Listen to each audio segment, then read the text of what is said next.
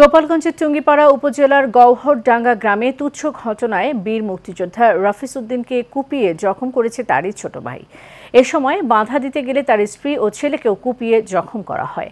আহত বীর মুক্তিযোদ্ধার বোন রহিমা বেগম বাদী হয়ে টুঙ্গিপাড়া থানায় একটি মামলা দায়ের করেন। মামলার আসামি করা হয়েছে বীর মুক্তিযোদ্ধা রফিস উদ্দিনের ছোট ভাই সাইফুল আলম খাঁ ও তার চাচা 4 ছেলেকে। টুঙ্গিপাড়া থানার ভারপ্রাপ্ত কর্মকর্তা খন্দকার আমিনুর রহমান জানান, আসামিদের গ্রেফতারে অভিযান চলছে। আর উপজেলা নির্বাহী কর্মকর্তা মোহাম্মদ মইনুল হক জানান, একজন বীর মুক্তিযোদ্ধার উপর হামলা কোনোভাবেই কাম্য নয়। সঠিক তদন্ত করে এ বিষয়ে ব্যবস্থা নেওয়া হবে।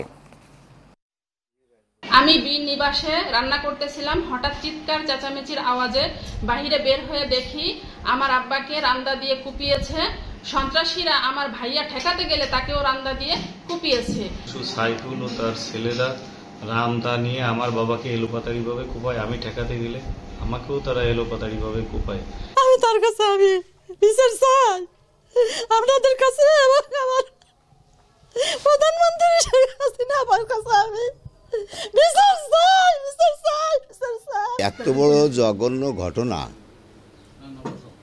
আল্লাহ রক্ষা করছে, ওরা দুই বাব্বাটা বেঁচে আছে। সর্বোচ্চ সাজা রাষ্ট্রীয়, এটা তো এলাকার সকলের দাবি থাকা উচিত, আমারও দাবি সকলের দাবি থাকা উচিত।